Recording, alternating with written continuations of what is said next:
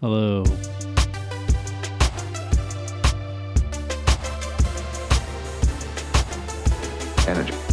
Energize.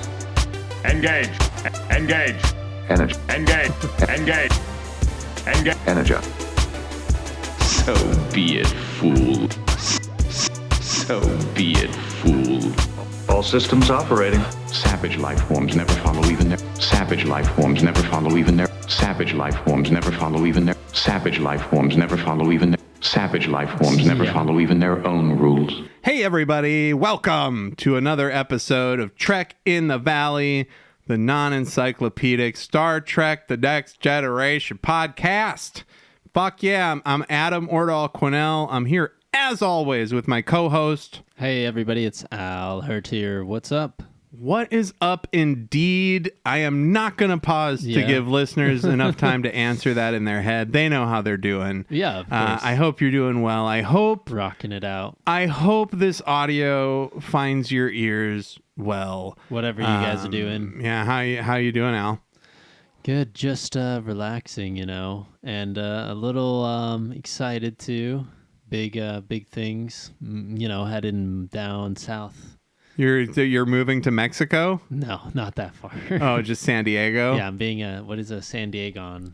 San Diegons. Yeah, there you go. That's not bad. It sounds like... It's really funny because my girlfriend hates the Anchorman movie. Oh, She yeah? just doesn't really fuck with Will Ferrell, so that eliminates a lot of movies. Wow, that's funny. But it's honestly, I don't know. He's a good actor, but I get it.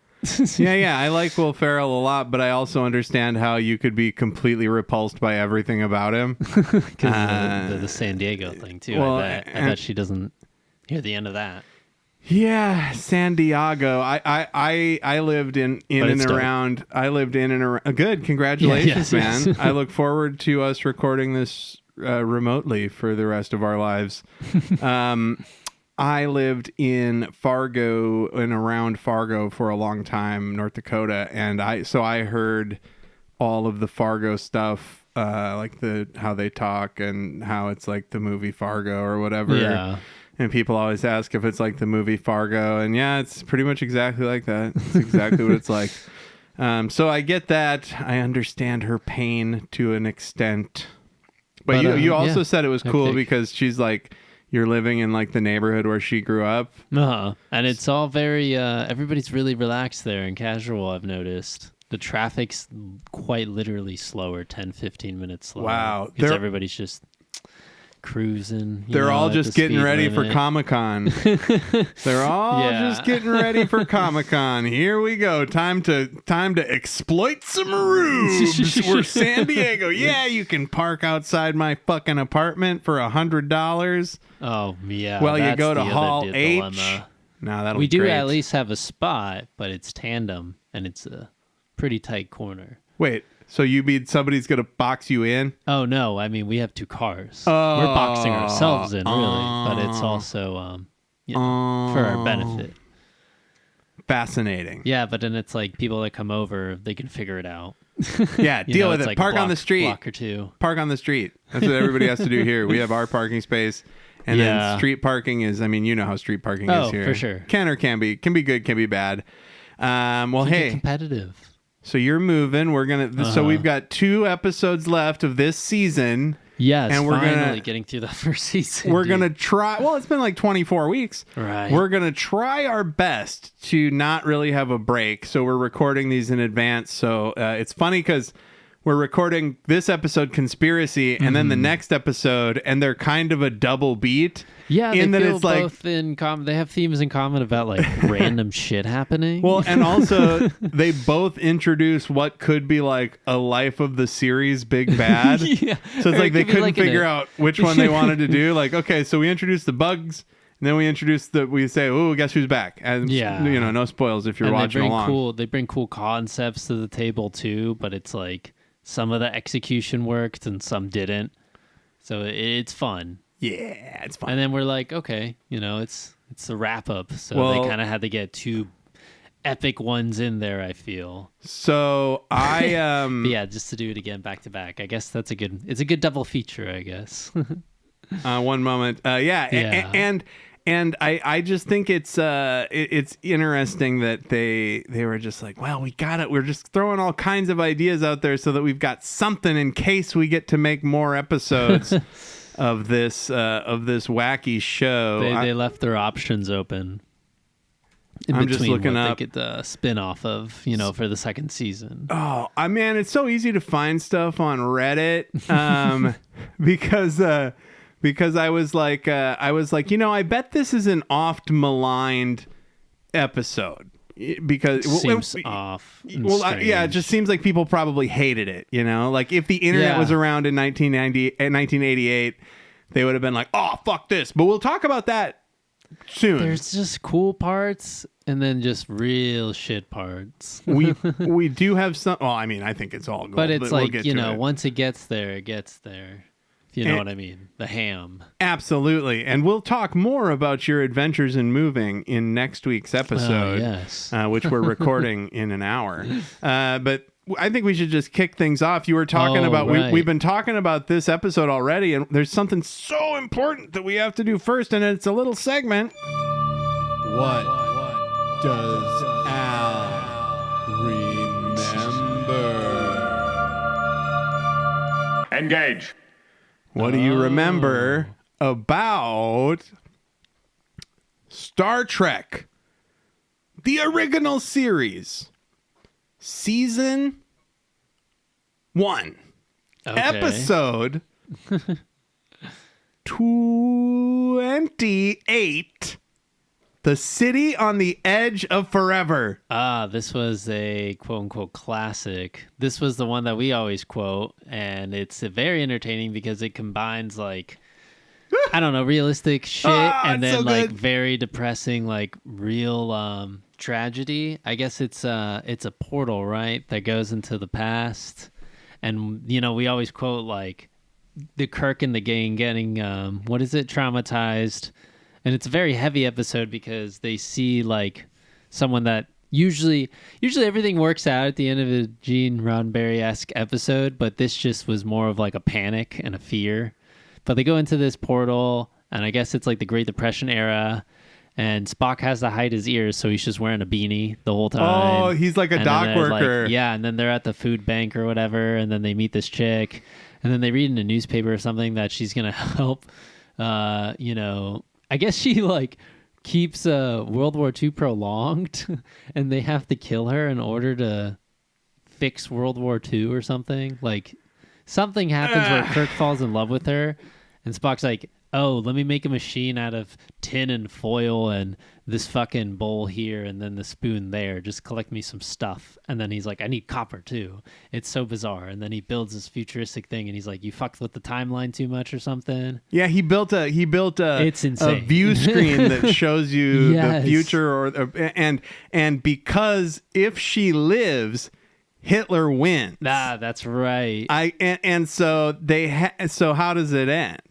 He doesn't push her, but it was like them are arguing. It's more of like He he doesn't leads push her, her. but he leads her like he pushes her emotionally. Right? Wait, you think that you remember the ending of that episode as Kirk going like, No, I've got to nothing like convince her to that. walk into the street? No, it was more of like he was being an asshole, and it was like tragedy or something. Yeah. And she was running away, and he was like, "No, wait, no, don't stop." And then Spock Bones was like, "Well, that's what happens. It's supposed to." And Bones, what does Bones say? Bones had fucking amnesia and just remembered who he was like right before that, after That's that lady gets hit or exactly something, and he's like, right. "Hey, who is that lady?" And Kirk's like, "She was nobody." Yeah, and it was like, see, come on, that's emotionally pushing, right? Yeah, that's great. And also, Hey. that's what I'll remember. Dude, just that view screen from just the Depression era times that just always made me laugh. I loved part of the that sci-fi, episode. though. The costumes in that episode are so great. I got a picture up from it right now, and Kirk's fit. Oh, yeah. Kirk's fit like the maroon leather or the maroon like jacket, the maroon like trench coat or whatever that he's wearing. Yeah. It looks really good. And directed by Joseph Pevney. That episode. Oh my gosh.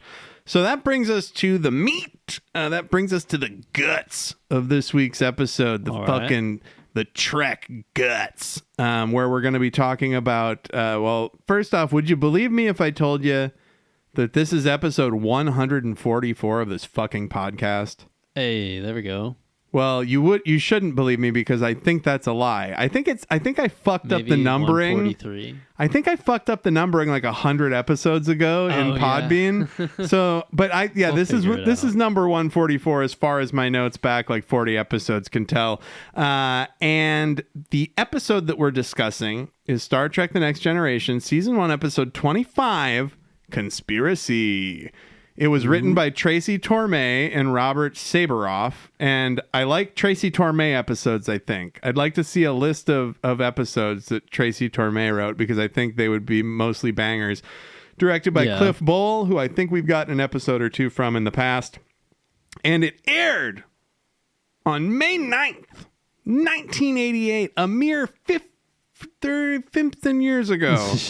Who knows? We can't know. There's no calendars left. And the Paramount Plus synopsis is Captain Picard and Commander Riker travel to Earth to investigate a conspiracy in the highest ranks of Starfleet Command. They speedrun it, basically. Yeah, and real heads like, I don't have any don't forget notes on this. I mean, there was continuations. There's Farpoint, right? That seemed more planned. I'm just saying real heads know this episode as like, I think a big mess. Like I might look at the Reddit for it later if I can do it kind of without slowing the show to a halt. We're going to, I said later. Yeah. That's what I'm saying. I like seeing people's reaction after we react to it too. Well, and I want to start doing that more. Maybe next season, having like we'll try and find a way to make the episode chat take up just a little bit less time, and then we'll have we'll look at the Reddit, because I think there's a lot of goofballs out there that are talking shit about this.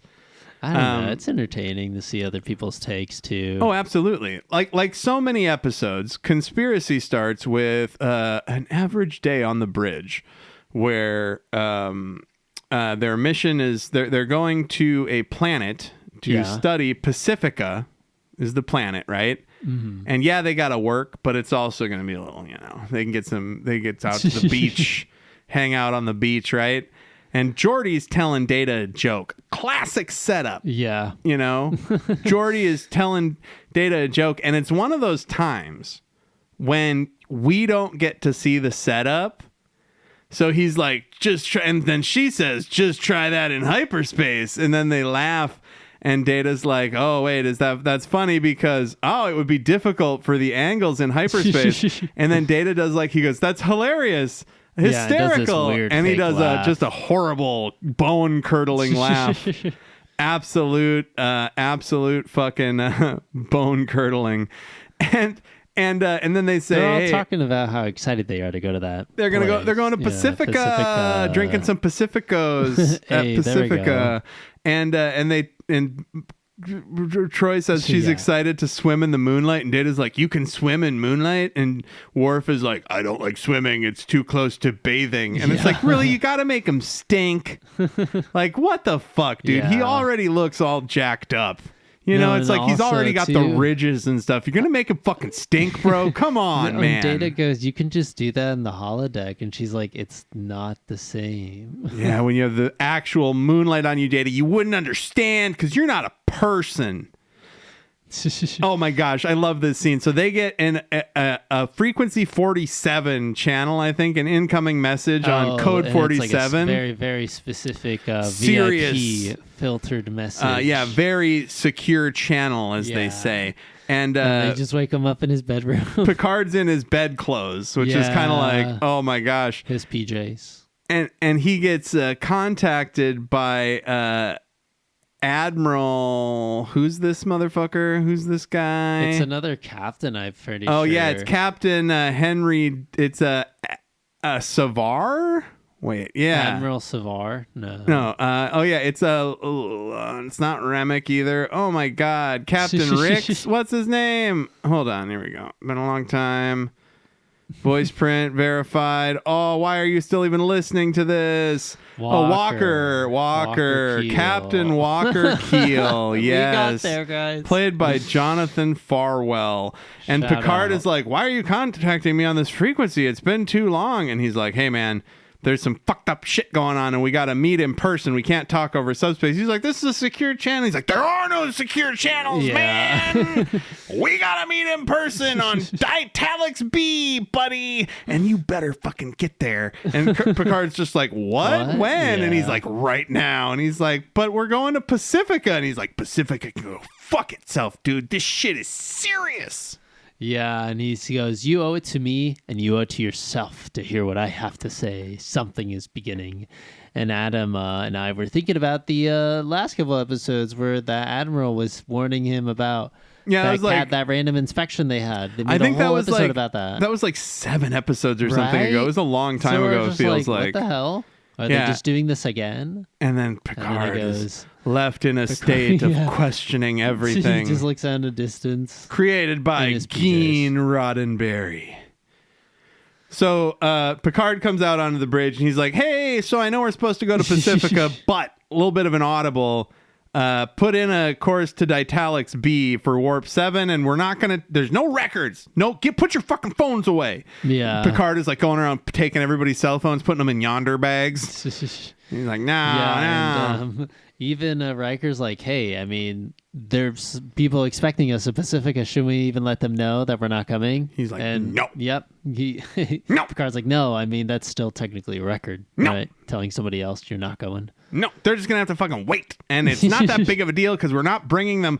This isn't like one of those. If I was I just imagine Picard. Crew's Oh my ride God. or die, though. I mean, whatever Picard says dude. goes. I just imagine Picard as like an I think you should leave character who's like gotta convince them to do something, but they're just like, why do you want to do this? He's like, I just can't tell you why. You just have to do it. I'm the captain. He's like, yeah, okay, great. He's like, yes, thank you.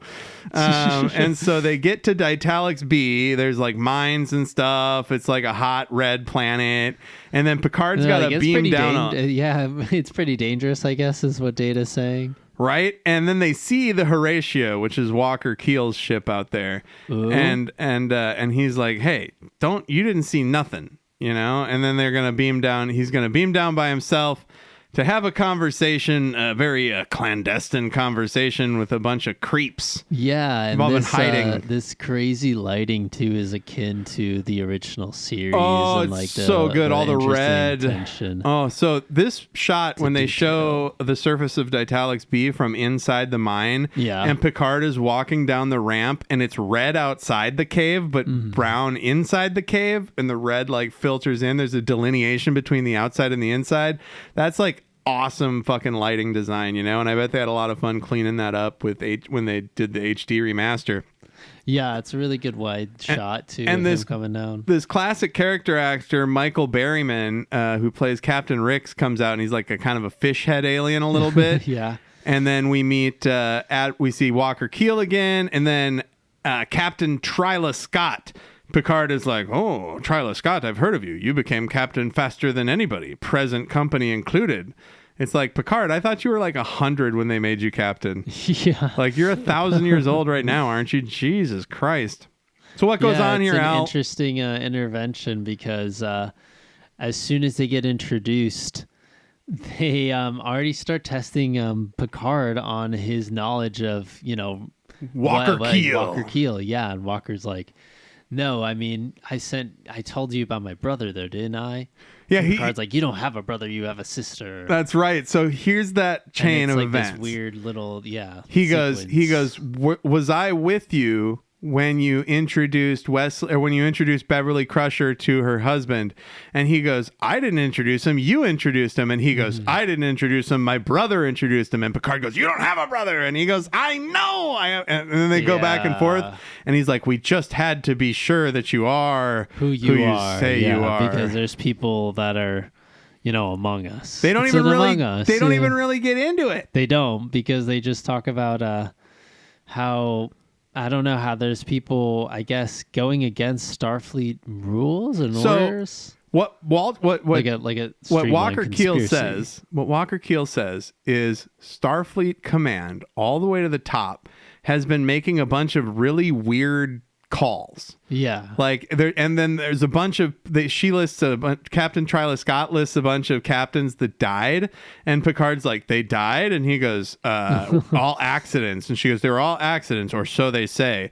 And then they're like, they evacuated an entire space station for 2 days. And it's just like, what the fuck is going on here? And then they say the one thing that gives them away is they don't have memories of. So like you can question them like, well, who am I? What did I do? You know, Yeah. Were you with me when I said that racist thing by mistake at that conference? That kind of thing. They don't have memories. That's how they're able to slip them up. Which is obviously why he got interrogated with this weird brother-sister thing. Right? And Walker Keel's even like, I think they might be on my fucking ship. And they're like, they're definitely going to want to be on your ship, Picard. You got the best ship, bro. Yeah, everybody knows about the Enterprise. And then they're basically just like, well, keep your ear to the ground. Bye. Yeah, it's freaky. They don't really explain to him much. We flew all that way? Yeah, and it was like the upper class of Starfleet are just doing this weird shit, and we can't trust anybody. We just know that they don't have memories. The people of we can Pacific, trip them up on their memories. we just know that they're doing a bunch of goofy stuff. We don't know exactly who's who. We're You trying could to figure die. it out. Just pay attention. If anybody seems like they don't remember something, Yeah. if you're talking to Riker and he's like, I don't remember shit, then you know that he is maybe in on this vague conspiracy that we don't really know the depth or breadth of. And then Yeah, so then Picard gets back on the Enterprise, and he's like, okay, what the fuck is going on? And Deanna Troi actually has a good theory. She's like, hey, I mean, maybe it's a trap.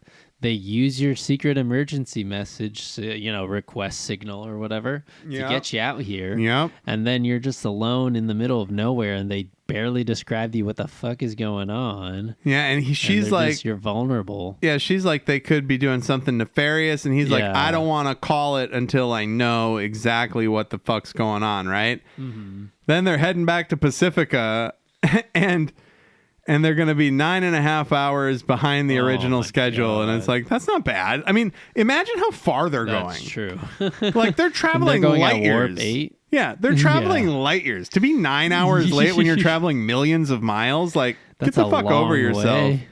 Oh, And you And could just so hang out then- in the holodeck, if anything. this is the coolest shit I think in this episode, just about, other than the creature effects later, Oh, which yeah? are the best Oh, in my the gosh. life of the series, I think. Now Picard goes, Dater, I need you, Dater, I need you to look into all of Starfleet Command's orders from fucking going back years, and you got to just Pattern recognition. yeah, bro. you got to go through, look for patterns, whatever. And Data goes, computer, please access all Starfleet command orders to starships, starbases, and colonies for the last 6 months. And she says, working. And then she says, like, I thought she says, like, there's a million. Oh, he just watches them go by. And they show all Yeah, kinds. processing. I love when Data watches the screens go by quickly. Because that's for us, right? Like, that's to visualize him consuming the data. He wouldn't actually have to see it. It could just transmit to his brain. He just unplugs it in a USB and just plugs it in his Right. head. Yeah, right? yeah. And it would be pretty instant, given that they could replicate food. And that's the other thing. Captain Food. Right? Sorry, go ahead. No, Captain Walker Keel was like, and don't tell anybody this happened. This didn't happen. And then he says, tell Beverly I said hello. Well, what the fuck, Yeah. dude? And then Picard's like, Walker Keel says hello. Or no, she goes, that's Walker Keel's ship. And he goes, we didn't have time. It's some bullshit we can't really talk about. I guess we're just going to fly past them.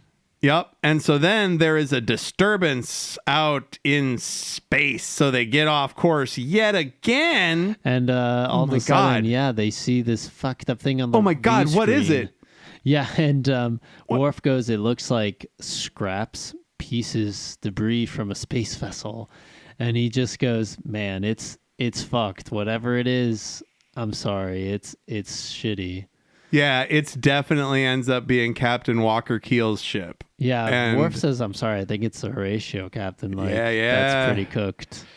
Yeah, I think it would have been funny if they had like Walker Keel like frozen in space, like just slam boom. against the view screen, Oh. like bonk. Oh man. But, Worf is saying, I don't see any bodies from the amount of the wreckage. That's it, you know. I don't see any bodies though. So what It did they could only do? be the Horatio. From the looks of it, she's been totally destroyed. So Walker Keel meets with Picard and says, "Hey, just keep an ear out, man." Yeah, and then then proceeds to 10 die. minutes later, he is his whole ship is murdered. So it's like that end is just done. And Can't really go down that trail. Picard is like, "All right, Well, fuck, I gotta let somebody else in on it. I gotta bring old Riker in on this. My number one, my guy who's clearly got a crush on me. Seriously.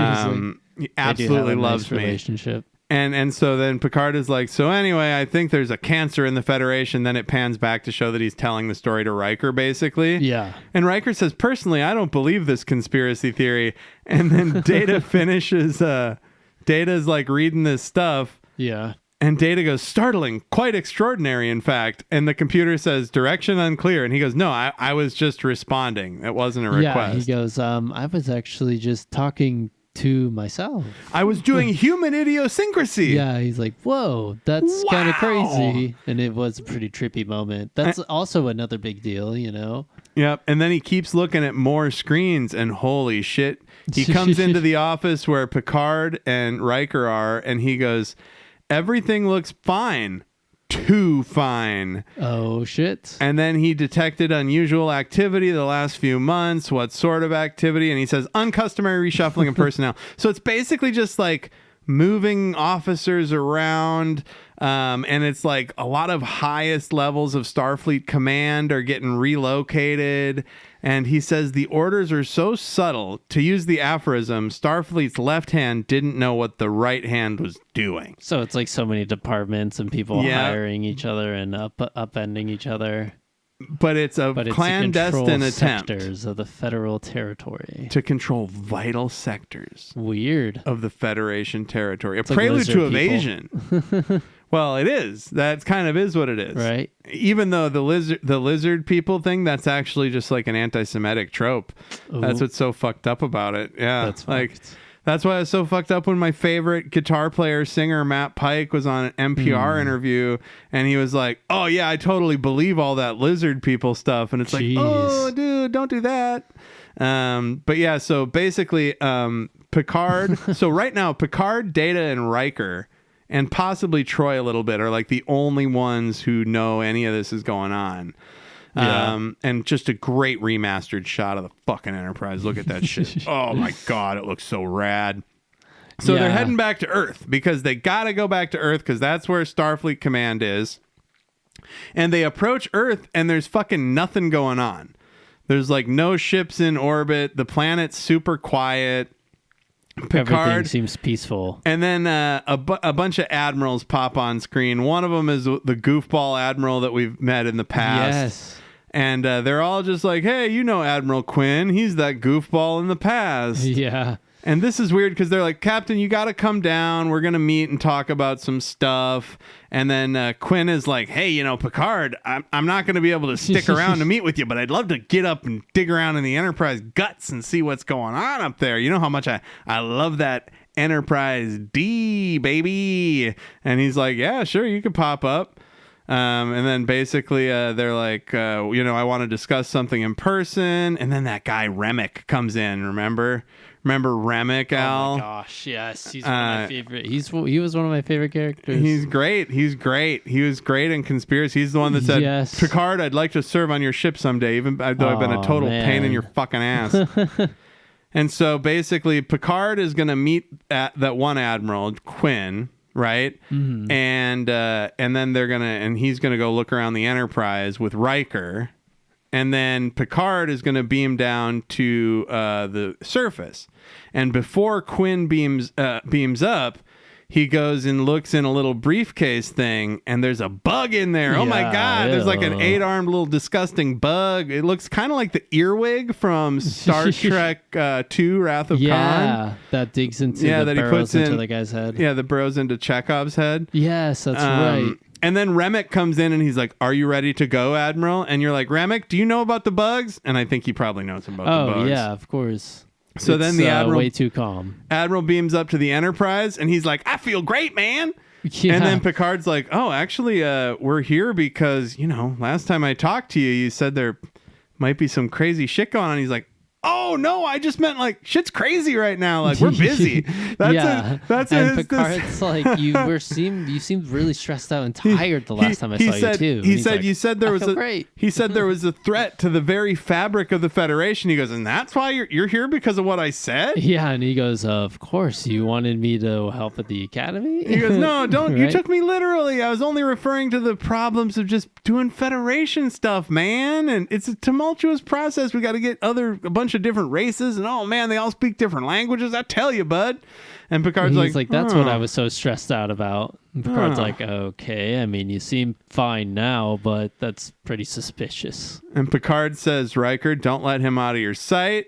And he beams down unarmed because you can't beam down to the surface. You can't beam down to the surface with a pistola. That's what he says. That's true. To He's like, "I can't later. be armed and go down to the Federation headquarters, basically." And these guys are obviously body snatched, right? Like, there's never been a more clear case of these motherfuckers got bugs in them. The Vulcan guy comes out and he's like, "Hey, Picard, welcome." And Captain Picard is like, "Yeah, my first officer Riker is going to join us shortly." And he goes, "Yes, I'm sure he will." It's like, what is this, Twin Peaks, bro? Jeez. And then we see Remick again. We love Remick. He looks just like James Austin Johnson, the guy who plays Trump on Saturday Night Live. Yeah. And he's a stand-up comedian that I met that I've met a couple times before he got SNL. And like this guy looks so much like James Austin Johnson that it's like hard to watch because I'm like, that guy's so funny, man. Like, he's funny, dude.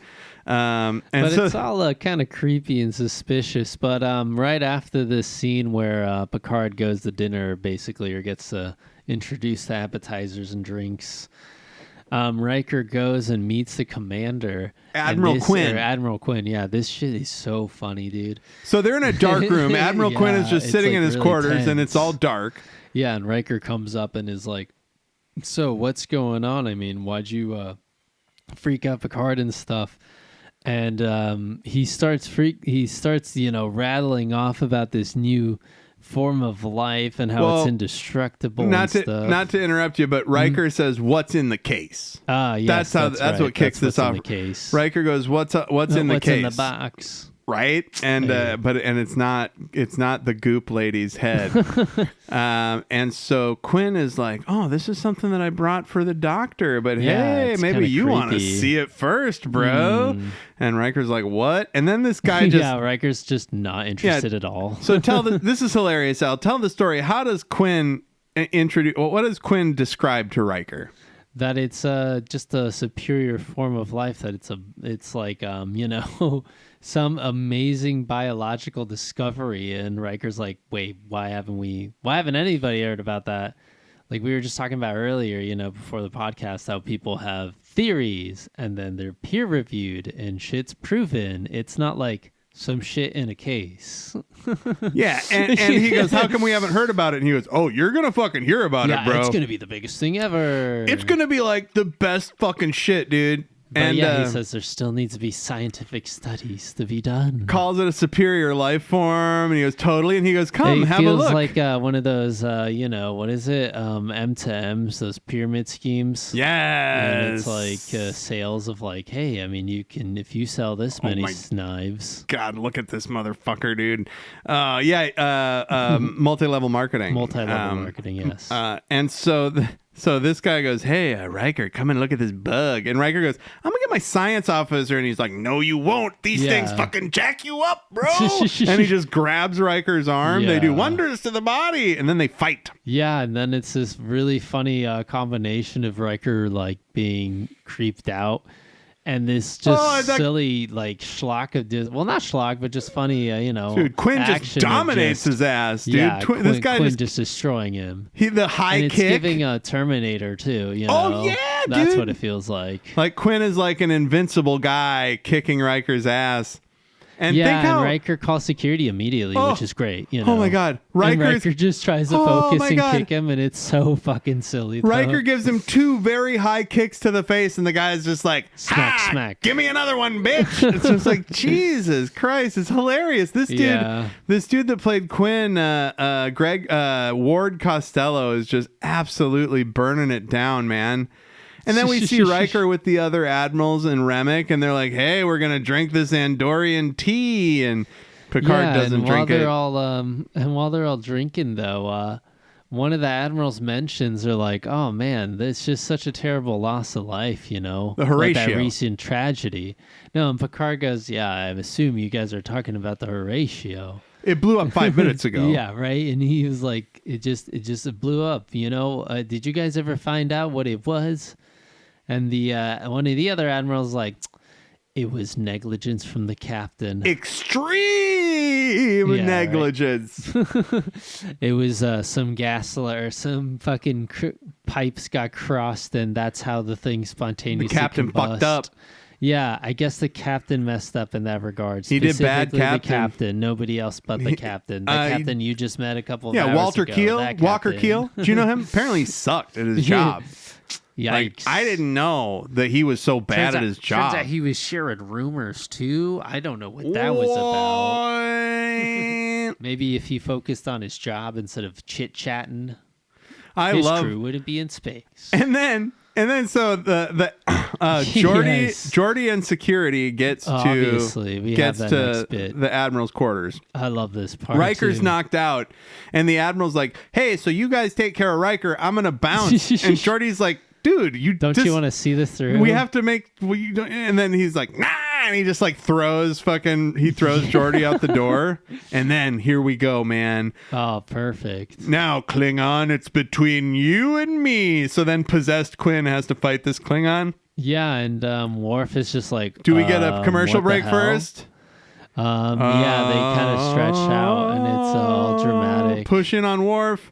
Commercial break. Yeah, and then you're like, holy shit, we're going to come back. Worf's going to fight a guy with a bug in his head or some shit. Oh, my God. Yeah, and now obviously we established that. I mean, next to the Data, Worf is the strongest. Absolutely. And yeah, so there's a lot of good creepy lines too that the Admiral has. Oh, dude, he's great. And he's like, "Do Klingons bleed as much as humans?" And he goes, "I could snap your fucking neck in 2 seconds." And you know, that's just not as fun though, right? And he just starts messing with him. He's like, "Do Klingons also shit their guts when they die? You fucking pig."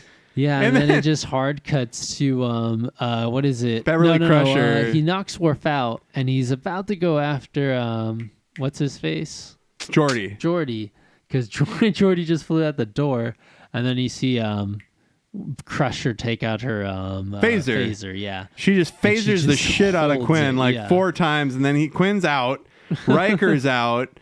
And we don't like, I'm gonna strap everybody to beds. and then she's looking at Quinn and she's like, there's some kind of weird stuff going on with this guy. Wait, what's this on the back of his neck? He's got a little tail sticking out. They call it the bluegill. Later they call it the bluegill. That's the name of a fish.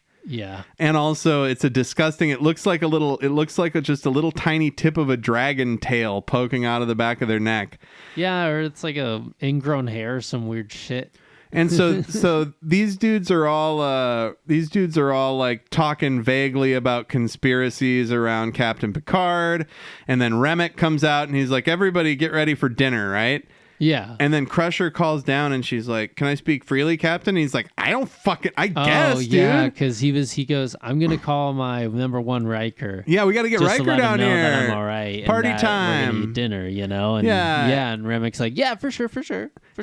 And then he calls Crusher, and Crusher's like, "Can we speak freely? Can I talk to you?" And Picard's like, "I don't really think I have a choice." Fucking know, man. Yeah, that was kind of rude, but he was like, "I mean, no, it's great. I don't care." It's not rude. He's just like, "I guess this whole thing's fucked." Yeah, you can just talk to me. And basically she explains Riker got knocked out by Quinn. Yeah. We see a great CG rendering of the parasitic bug on the dude's fucking brainstem. Yeah, that's awesome. I love that. It reminds me of the Sam Raimi Doc Ock. Yeah. Where it's like the robot thing that's where something would control your shit, bro. Yo. You don't controls him too. Same thing with there was a what's his name? Kiefer Sutherland's dad, Donald Sutherland, was in a movie. I want to say it was called Screamers, about these aliens that like go wham, and they like are like these bat like aliens, and they bite your fucking shit right there on the back of your neck, and then they possess you, and then you got a little bat guy on your back. That's gotta be some gimmick. And shit's fucked up, man. Some vampire that shit, shit's fucked up, bro. Maybe and if so they bit you in the back of the neck. Oh, and also that was a big deal because Donald Sutherland was also in the original Invasion of the Body Snatchers, and Screamers was kind of like a Body Snatchers type thing. Okay.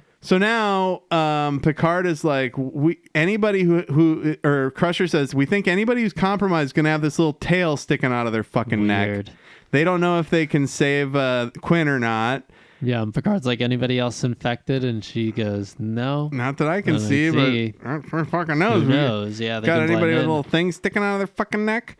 And then I think he tells her about the memory thing too, right? Just in case. Yes. Yeah, he's like, hey, by the way, they can't remember stuff. And then we get this weird shot of like somebody approaching Crusher, and then she turns around and Riker's got his hand on her shoulder. She's like, ah! Yeah, and it just hard cuts to dinner. So then obviously Riker is like, possessed with a bug, right? Yeah, right. That's cheap TV making. They tricked us, and that's not right because we didn't need to see that. That was like, we should be surprised when we see Riker, you know, like we didn't need that shit. Yeah, and so then expect Picard to see them. What's on the menu for dinner at the same time? What's on the menu for dinner, Al? When Picard walks in with the admirals, it's kind of nasty. It's this little lid, and they peel it off, and it's a bunch of maggots. They're mealworms. Mealworms, yeah. Like we actually had mealworms in second grade. We like did like experiments with them and like watched them grow and stuff. In second grade? No, I bet some kids did. Kids ate crayons and shit. Maybe I bet kids ate mealworms. God damn, bro. So they disgustingly eat these mealworms, and they're peeling back the curtain, and here it is. Yeah, it's just open faced, and Picard kind of gets up and freaks out. And it's this, shit! freaky, zombie-esque moment of like, oh no. But then what happens? Picard's the door opens behind Picard, and oh my Riker. God, it's Worm Neck Riker, and they look at him, and he's got the worm sticking out of his neck. Yeah, and Riker like kind of proves who he is by having the Admiral push him over and just double check. He's got a little worm thing sticking out of his neck, so he must be possessed, right? Yeah, and they were like, we didn't really mean to call Riker, though. We needed the doctor to come down here. Oh, and then Captain Tryla Scott is also a fucking... Oh, yeah, he said Admiral Quinn fucked up. They're like, Admiral Quinn fucked up and infected the wrong person, but good enough. Yeah. And then Captain Tryla Scott is also... She was a bug neck that whole time. Exactly. So they had already infiltrated the secret meeting. That's how they found out. I bet and that's how the Horatio blew up. Yep, and I bet Captain Ricks was also killed. And so basically they reveal, hey, so we're from a long, long ways away, and we were discovered on a planet, and now we've spread out here. We're spread out through the Federation. We're going to take over everything. And they're like, so, Riker, how do you like being a worm neck?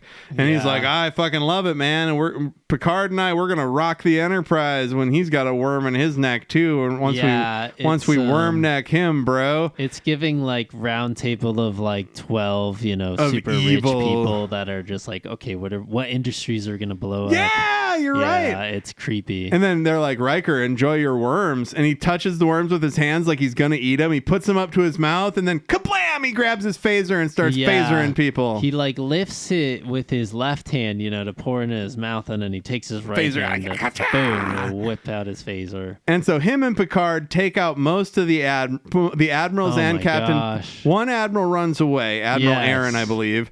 And then Captain Tryla Scott is zapped, and she opens her mouth, and a claymation worm comes out. The claymation is wild. So I gotta pause this for a second because when I was in college, hilarious. When I was in college, and I could find this, and I should find it and transfer it to DV, but I made a Super 8 film. I was in a Super 8 filmmaking class. Yeah. And I made a Super 8 film where a black and white film where this guy was like part of a ritual, and they like sacrificed him. and they cut his stomach open, and this Jeez. little like claymation monster came out, and it looks like a very cheap. I realized that I probably subconsciously got it from that bug squiggling all. I It's fucking love it, disgusting. dude. It's so unsettling at first, and it's I guess it kind of reveals that they'll let go of the stem. Yeah, and so then they And the way their jaw just flexes wide open. yeah, they catch up to Admiral Aaron. Creepy ass shots. They shoot Admiral Aaron, and then he's got a bug that crawls out of his mouth. And this is when shit really pops off. They follow Yeah. the bug into a chamber. and it's like a final boss kind of vibe. Right, and Commander Remick is sitting looking at a screen with the all of galaxy. the Federation positions Yeah. across the galaxy. And he's like, "Can I help you, gentlemen?" He looks like Professor X in the chair. He turns around and he's like, Yes. "Can I help you, gentlemen?" No, but this is like, you see Remick at full power, Yeah, he goes, really "Hey," wants to be in this complicated position. he goes, "Maybe if you tell me how I can help, and And there's Yeah. one of the little bugs is skittering up to Remick, and they go, "Remick." Picard's Yes. like, "Look at that bug, dude," and he's like, And Remick's like, oh, that's all right. And he just picks it up and puts it in his sleeve, I'm pretty sure. he puts it in his mouth. He lets it crawl eats into his it, yeah. mouth. Oh. And then they squig, and you can see somebody feeding it into his mouth while you can see Yeah. the little stick behind it. Oh, I love it so much. Watch this shit. You can see the puppet arm at the end. Oh, look, you can see the Oh, pole. yeah. And so then Remick's like, and he eats the fucking thing. And it cuts to Picard and Picard and Riker is like, Riker, oh yeah, my they're God, both just disgusted. very, very uncomfortable. And he goes, "You don't understand." And then his neck bulges like there's a bunch of alien bugs inside of it. Yeah, it's like it's breathing inside his neck, multiple, ones of those, and it's just, And he's it's creepy. He's such an asshole. He's like, "We mean you no harm. We seek peaceful coexistence." And it's like, well, maybe. By destroying someone's face and And neck killing the throat Horatio. and murdering, and destroying the Horatio. And Not so a good start. they give him double phasers, right? He goes down, and then this is a classic. There's a gif of this, right? Yeah. So they double phaser Remick, so he sits down, and then his face peels off of his skull. Watch this shit, dude. Watch. Oh my his gosh. face and it peels off of his explodes. skull, and then it pops. And that's not Yeah. enough, though. His stomach burns away. It's kind of like peeling off because of the heat. There's from just heat the, from his phaser. chest and from the phaser, and then a giant, disgusting alien monster Yeah. that looks like a fish skeleton, like But a it's like bullhead skeleton. It's like a bigger, more mature version of the worms that we've seen earlier, I and it's guess. hilarious. It looks that like- it's coming out. It looks like a TV version of version of the Thing. No, you and know, like it's pretty good though, because Riker's like looking just stunned, and then he looks over at Picard, and Picard just looks disgusted. And I said out loud when I saw it, I was like, "Ew!" Well, and then you could just tell Picard's just like, "Gross!" So and just zaps. And he's like, "That's not gonna live." That's right. They just blasted that They mother-fucker. don't even talk about it. They're They don't just all even care, like, oh, what if it didn't know what it was doing? yeah, right. You It's a form know? of life. So there's a great shot at 43 minutes and 19 seconds of Remick's body, and his head is blown off, and his guts are blown open, and there's just he was just full of those worms, dude. And so he's like the queen worm, right? And all the people who were infected by the worms that didn't get killed by phasers did survive, right?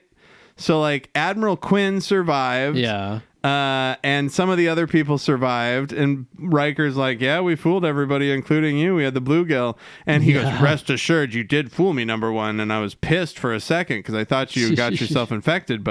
And then Data comes in and says, "I've attempted to trace the message that Remick was sending, and it was a homing beacon."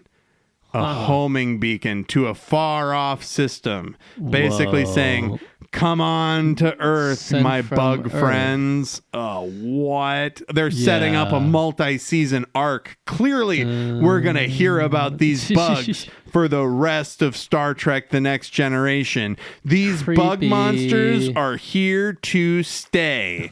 And it we just can has the this, high-pitched beeping of the signal, and then it Yeah. zooms in on a faraway galaxy. Which is shaped like a bug. Yep, it is kind of. And then we never hear about them again because it was Yep. weird and nobody liked it. And that is the episode Conspiracy. Al, what did you think, buddy? I felt it was a combination of like Invasion of the Body Snatchers, but then again, I don't know. A lot of these episodes in the first season, everything happens in the last 10 minutes and the build-up's like 30 minutes, but then they hang out for 20. So it's like we got like 10 and 10 of like really things happening, and that's really they speed run the They ran all of it because it goes from, it's a conspiracy throughout the Starfleet to like, I'm not going to bring a phaser or arm down. This is Starfleet headquarters. They invited me to their dinner. He knows that it would be suspect if he came down armed, but it was just, they just got there so quickly, given that like they had the whole episode to build it up, and that we were both, kind of chuckling that like when he initially hears about the conspiracy, it's not really a complete thought. They're both just like, be careful, look out. All right, see you later. I mean, but he's just dead be careful. 10 minutes later. Yeah, and then he just dies. Walker and Keel's just dead. Like, fuck. Oh, shit, he might add something. There might have been some truth to that and pudding there. Might be some proof in the pudding there.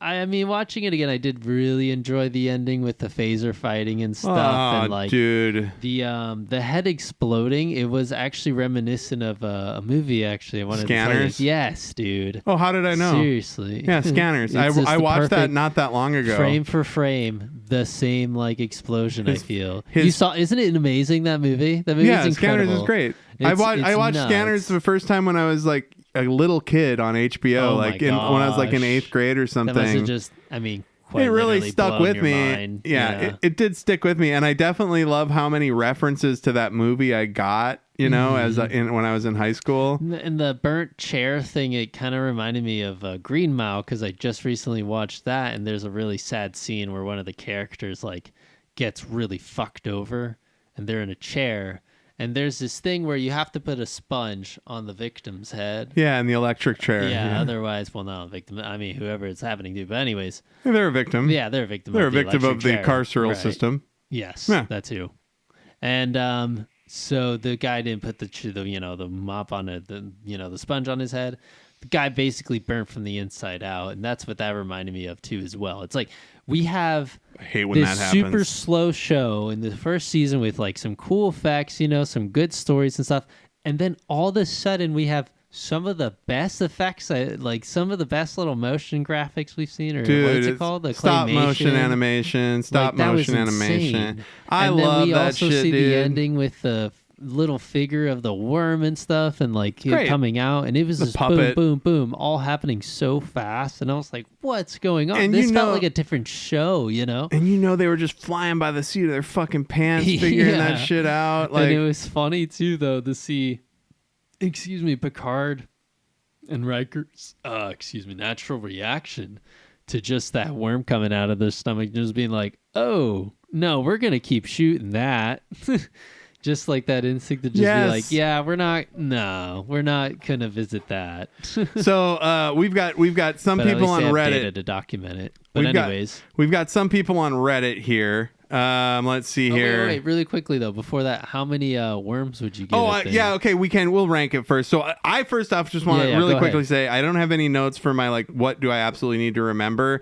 I just fucking love this episode. Yeah, what stood out to you? I think I didn't like it maybe the first time I saw it, but man, the creature effects at the end are just so good. They've definitely saved it. I love Among Us every night. Dude, The Thing. The Thing, of course. That movie's great. We should make a one night ultimate werewolf. But it's you might be a conspiracy bug from Star Trek. Oh my gosh. Dude, but yeah, so I love that kind of shit. I don't really like those games. I'm not great at playing them. I don't play them very often. I kind of got into it right before the pandemic happened. It's like, and then I didn't play Among Us online like I kind of thought I would. The classic version is Mafia or whatever, the town and all that, and that's like in person, and you all have to try to convince each other, hey, I'm not the Mafia, or I'm not the cop, or I'm not the medical man, or whatever, or the doctor. I'm just gonna cut to the chase and say I give this episode a 4.5. 4.5. Dude, when his head explodes, the 4, because it's just like it deserves a 4 you see for the that. you see the squiggly aliens. His fucking head explodes, and then his chest burns open, and this giant garbage skeleton monster comes out and is like, "Rah." It's just like, what the fuck is going on in this show? 4.5 easily. What about you? I would say it's a 4, just for the head explosion too alone. God, and Remick was so great when he's just I do like the Remick how can I scenes. help you? Is there just something I felt can like do? Maybe, I don't know, maybe we could have gotten more possessions at the beginning or something like that, or maybe more build to the Horatio just exploding. I think it would have been funny to get... But then it was like, oh, he died? I do think that there was a lot... It feels like Picard was standing in that hallway outside the dinner for like an hour. Like it seemed like there was a lot of he's just like finding. Oh yeah, no, I mean I'm still out here. Gotta go to the bathroom. Yeah, I gotta shit. You know, sometimes transportering makes me shit like crazy. My atoms. Does anybody else shit like fucking crazy after they beam? Is it just me? Yeah. Does beaming make you shit, Admiral? And it's great though. I always love when the doctor resolves everything, and it's just like, oh, by the way, this is this because of this bug, or because of this disease, or because of this shit that's affecting everybody on the ship or something. Yeah. And I don't know. It's not like that they have the answer right away, but I think it's that there's so much time that have already passed in the episode that they're like, we can't spend any more time figuring this out. So Crusher is just going to speedrun this too as well. But they built up to it a lot. And something I love, I love all the kicking. The Admiral Quinn kicks Riker in the fucking head. Fighting, Riker kicks him a couple times in the fucking face. Dude, those high kicks are awesome, man, because they're basically saying Kirk wouldn't be able to kick his fucking leg this high. Like that's why they're doing it. They're like, this ain't your granddaddy's Star Trek fight, motherfuckers. No, the way they stack it up from from Riker trying to kick his ass to then Geordi trying to help him out, to Geordi getting tossed out the door, which is one of the funniest things I've ever seen. Absolutely. But and then Worf standing up and fighting him. It's like, look, the fight scene and the bug scene at the end, it's like, what is this show? What's going on? Do Klingons piss their pants when you put your foot in their fucking ass? Just Jesus like, I Christ, can snap Admiral. your neck. It's like, oh my God, imagine watching this as a kid and just be like, oh my God. That guy Quinn, that guy who played Quinn is so good. He's just chewing the scenery like he's on 10. I fucking love it. I think that's what matters too, especially with these wacky scripts. You got to go like as nuts as possible. So somebody says, let's see here. That ending, the actual ending of the episode, is one of my favorite of the series. It was especially at the time really creepy. There was no music leading out, only data saying the signal was a homing beacon, and then a quiet shot of the Enterprise slowly cruising away. So he says, they say, I still get goosebumps when I see it. I think the same thing, but I also love that you get that very goosebump driving ending after you see that rad creature effect getting blown to shit. Well, it's just it's the shock, and you know that climax. Stunk. You know that body with all the worms after they phasered it and the head exploded. You know it just smelled like fucking shit, bro. And it's all warm and cooked. Ugh. But it's just that big climax and that big tsunami of like emotions of just being like, oh shit, are they gonna die? They almost died. Oh my God, they better keep shooting. Oh God, don't stop shooting. And then just to end with Data being like, it's a homing beacon sent from Earth. It's just silence, and you're just like, what? Beep. Somebody says, great episode. This is F. Zametti. Great episode, not because of what it is per se, but because of how it feels. It's dirty, it's evil, it's foreboding, it's dark, it's exciting. The ending feels oppressive. The whole thing is wonderfully bleak, which makes it a standout overall. Yeah. I love it, and I don't care who knows it. All caps, we seek peaceful coexistence. T. Zametti, I love you, man. Yeah, dang, he's really into coexistence. Can you listen to our podcast, T. Zametti? I think you would like it. I'm going to read one more here. He says, this one person says, changelings, they ain't.